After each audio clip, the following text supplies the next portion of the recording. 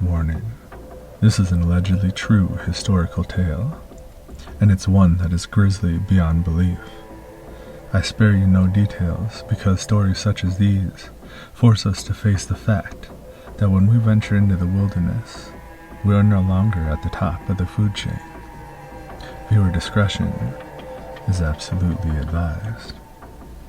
And if you enjoy the scary, the strange, the weird and macabre, I ask you to give a like and subscribe. It's a genuine honor to me and helps us reach more strange and weird people just like you. And so, without further ado, I bring to you the true story of the Bigfoot War of 1855. Oklahoma in 1855 was a wilderness. It had been declared Indian Territory, where the rules of society only go so far as a settlement can force them. The Choctaw tribe had been living in their new home for nearly 2 decades. Forced from their ancestral homelands in the southeastern United States, they had endured the brutal journey known as the Trail of Tears. The relocation had left deep scars, having taken the lives of an estimated 1/4 of the tribe's total population, but the Choctaw were resilient. They had rebuilt their lives in the rugged wilderness of what is now southeastern Oklahoma, establishing villages and trying to maintain the traditional ways of life. The settlers who had moved into the area were a diverse group. Some were pioneers seeking new opportunities, while others were escaping the crowded conditions of the eastern states. Initially, there was tension and mistrust between the Choctaw and the settlers, but over time, a fragile coexistence developed.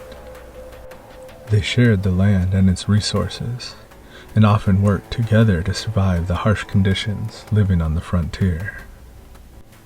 The peace was shattered, however, when strange occurrences began to plague the region.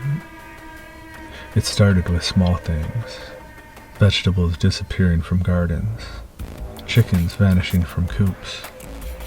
These minor thefts were an annoyance, but not truly alarming. However, as the days passed and autumn set in, the incidents would escalate. Cattle were found missing from pastures, and several homesteads had been ransacked while the families slept. The settlers and the Choctaw alike were becoming increasingly baffled and increasingly fearful. They began to suspect an outside group, possibly bandits, or even a rival tribe, had been behind the disappearing resources. One evening, as the sun dipped below the horizon, a group of settlers gathered in the center of the Choctaw village. They were talking with the tribe about what could be done about the thefts. One of the villagers stood and called out, "Miss Pearson's lost 4 hogs this month alone. It's more than just a family here and there that are going to have a tough winter."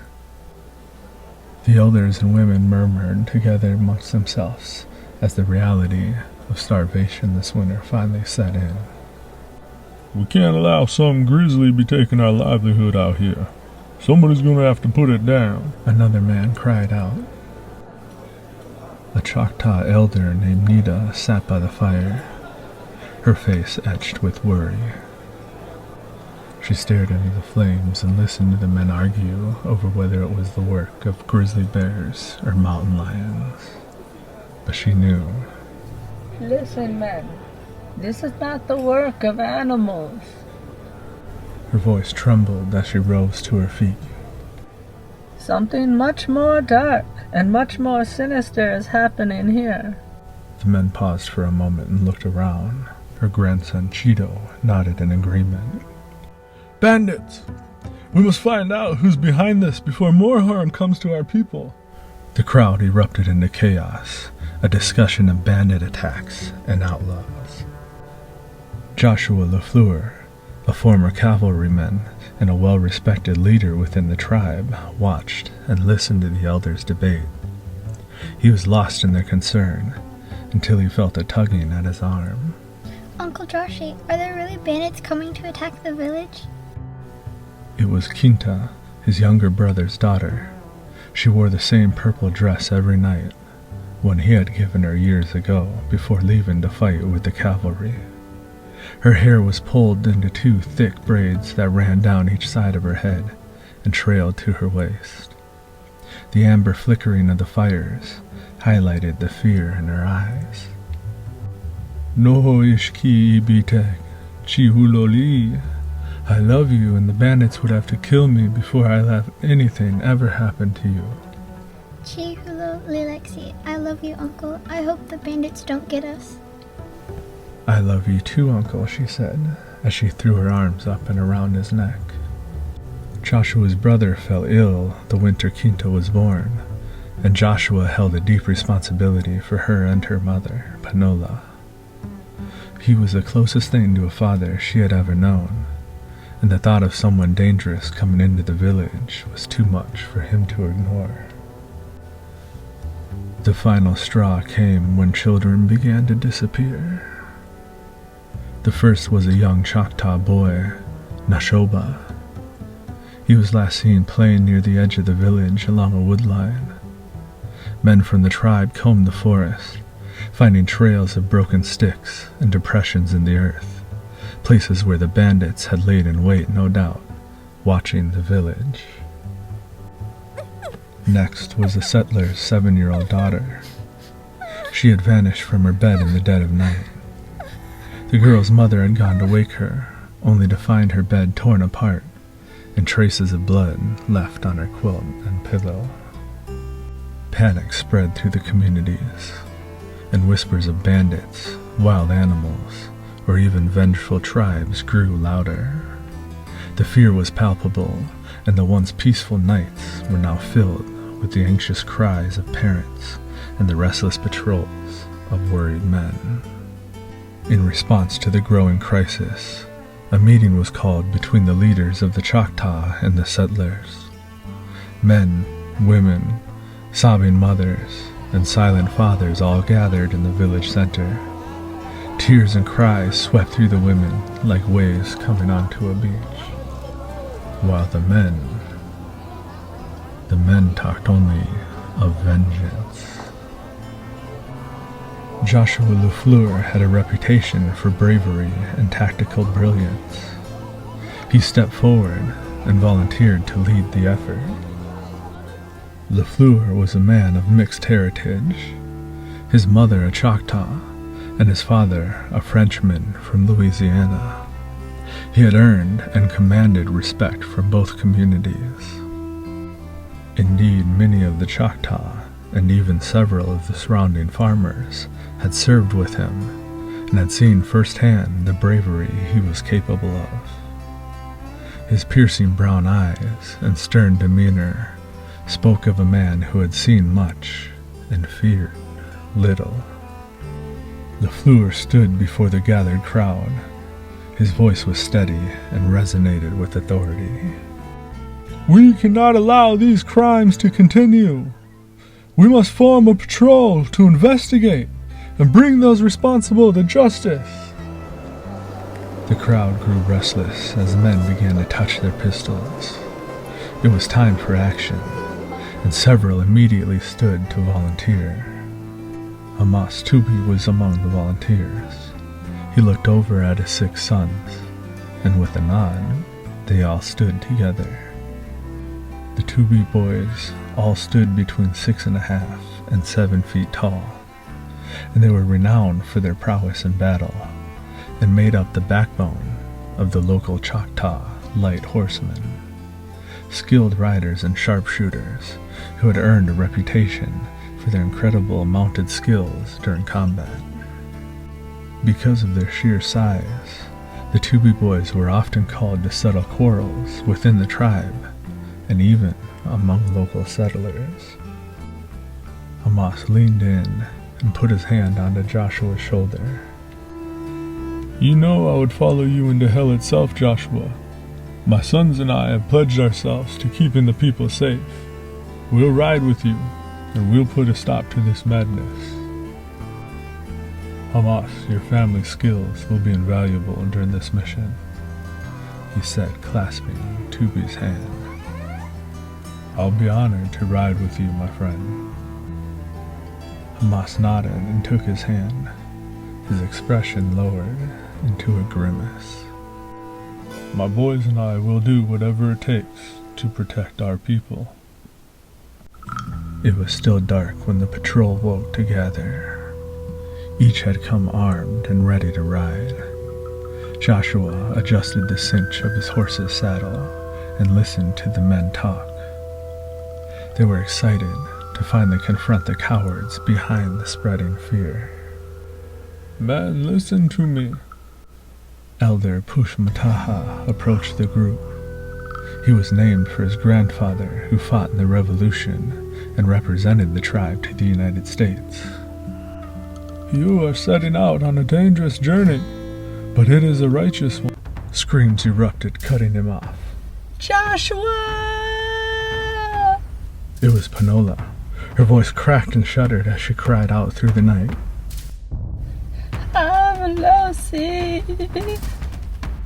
My baby, she wailed.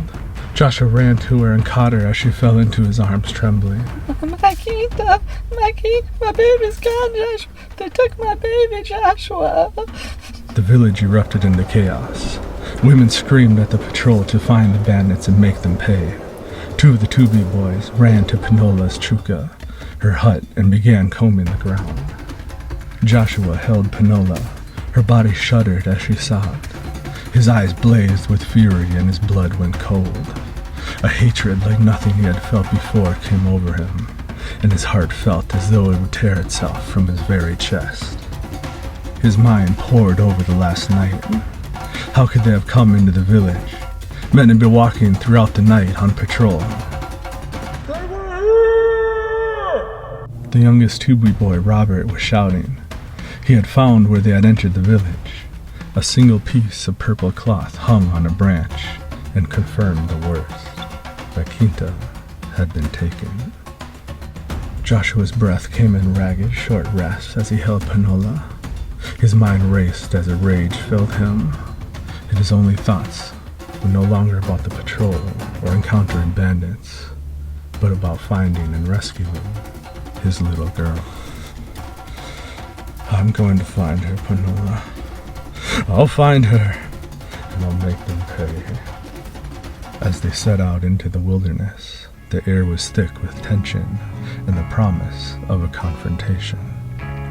The men were determined to uncover the truth behind the mysterious thefts and kidnappings, unaware of the horrors that awaited them in the depths of the wilderness. The journey through the dense forest was arduous. The men rode in silence, their eyes scanning the shadows for any sign of movement. The only sounds were the soft clinking of bridles and the occasional rustle of leaves. The forest seemed to close in around them, the shadows growing longer and darker than they ever had before. LaFleur rode at the front, his senses alert as his mind raced over the thought of Quinta out here alone with these men. What was being done to her? Why had they taken her and so many other children? And he knew danger could be lurking behind any tree or bush, and that the threat to his men was real. You men stay sharp! His voice still resonated with authority, but the fear was there. We don't know how many of these bastards we're dealing with out here. As they ventured deeper into the wilderness, the tension among the men grew. They were all experienced hunters and warriors, but the unknown nature of their enemy weighed heavily on their minds. The forest, usually a place of familiarity and comfort, now felt alien and threatening. At midday, they stopped to rest and water the horses. Do y'all really think it's bandits? One of the settlers asked, his voice tinged with fear. How could they have gotten into the village with all them patrols? How could they have taken... LaFleur shook his head. I don't know, but whatever it is, it's more cunning than we thought, and it's likely going to be more dangerous as well. We have to be prepared for anything. Hamas Tubi, his face set in a determined scowl, stood and clenched a fist. We'll find these bastards, and when we do, We're gonna make each and every one of them pay for what they've done. The men nodded in agreement, their resolve hardening. They knew that failure was no longer an option. Too many lives depended on their success. Quinta's life depended on their success. The patrol mounted up and continued their search into the wilderness.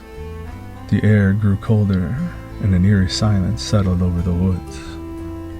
Every snap of a twig, a rustle of leaves set their nerves on edge.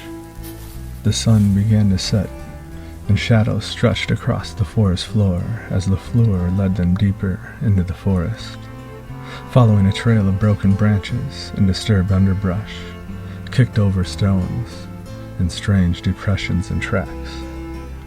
He could feel the tension in the air, like passing a hand through water, a sense of impending danger that makes the hairs on the back of your neck rise. Finally, as darkness fell, they reached a small clearing. LaFleur raised his hand, signaling the men to stop. "We camp here for the night," he said. "Keep your weapons close and your eyes open. We don't know what's going to be out here." The men set up a makeshift camp, their movements quick and efficient from years of experience. They knew that they were in hostile territory and that they couldn't afford to let their guard down. As they settled in for the night, the forest around them seemed to come alive with strange noises and eerie shadows tussling through the underbrush. LaFleur sat by the fire. His mind raced with thoughts of Quinta, the other missing children, and the mysterious enemy they were hunting. He knew that the coming days would be filled with danger and uncertainty, but he was determined to see this mission through to the end. "We'll find them," he muttered to himself, his eyes fixed on the flickering flames. "I'll find you, Quinta, and I'll get you back." The first light of dawn filtered through the dense canopy, casting long shadows across the forest floor. The patrol stirred from their uneasy sleep, the events of the previous day still fresh in their minds. Joshua LaFleur was the first to rise, his keen eyes scanning the perimeter of their camp. The air was crisp and cold, a stark contrast to the warmth of the fire that had kept them company throughout the night. "All right, men, it's time to get moving." LaFleur's voice was steady and commanding. The men responded quickly, packing up their gear and saddling their horses. The forest around them was eerily silent, the usual sounds of birds and insects conspicuously absent. It was as if the woods themselves were holding their breath, waiting for something to happen.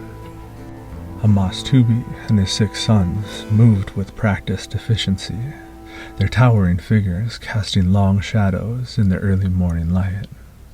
Tubi approached LaFleur, his expression grim. "We need to find them soon, Joshua. The longer we wait, the more danger our people are in. The more danger Quinta is in." LaFleur nodded as he scowled upwards towards the horizon, his face set in determination. "We will, Hamas."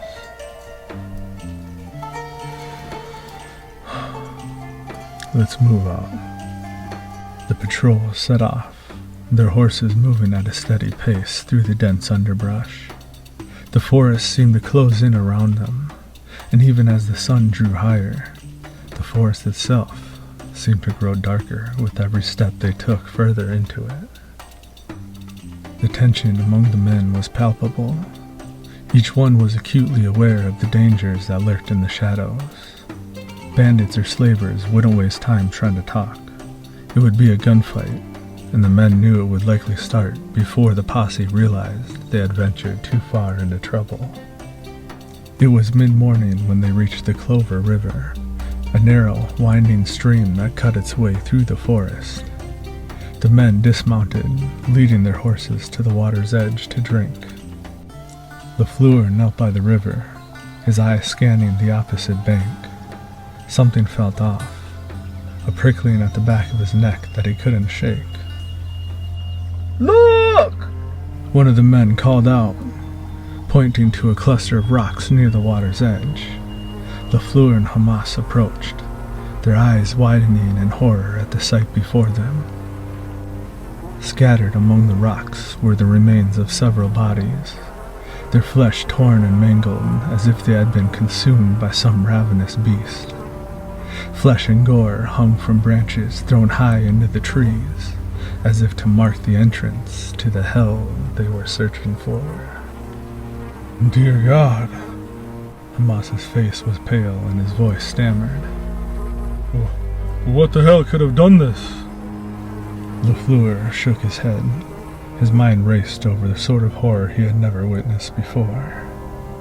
"I don't know, Hamas. Maybe they were scavenged after they were killed."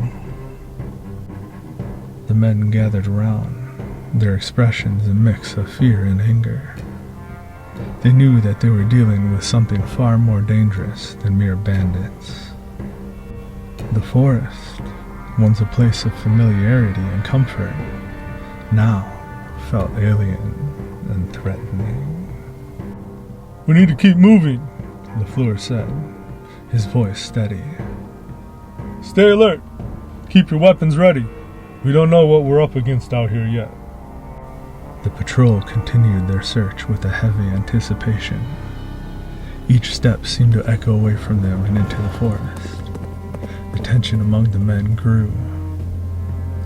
Every snap of a twig, a rustle of leaves, sent men reaching for their pistols, and two of the Tubi boys now kept their model 1853 Enfield rifles in their hands. And every several minutes, Robert would thumb the hammer back just far enough to make sure the percussion cap was still seated properly, and that the rifle was ready at a moment's notice. They followed the Clover River for several miles west before making their way to the top of a small ridgeline. LaFleur raised his hand, signaling the men to stop. "Hold on for a moment," he called out, his eyes narrowing as he spotted movement in the distance.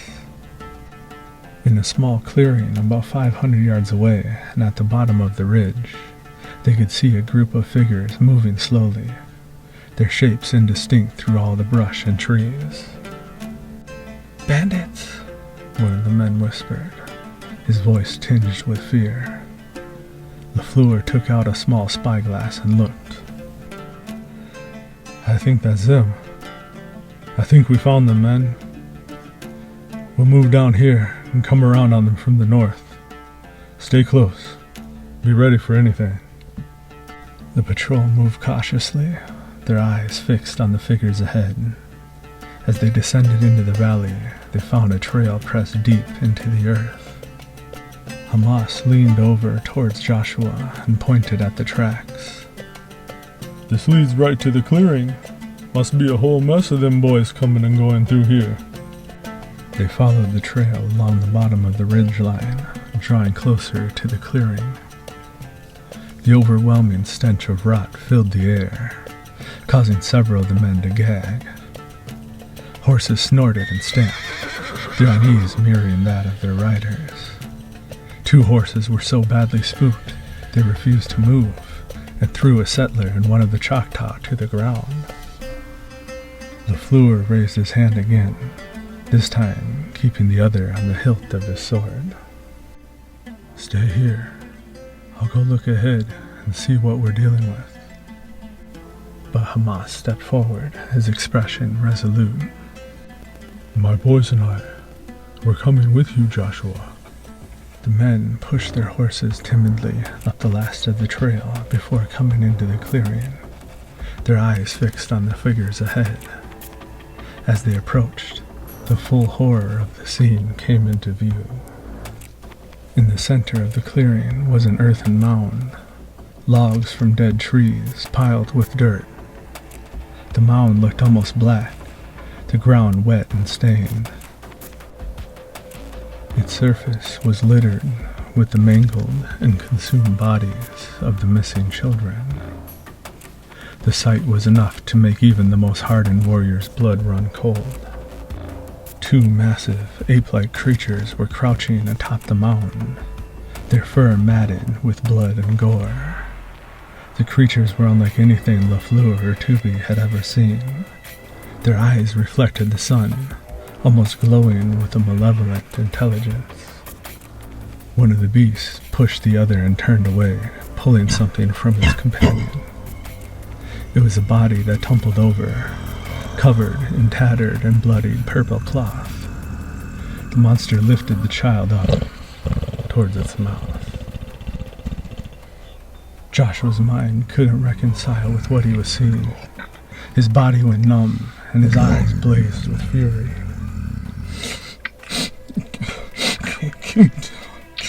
No! No! No! No!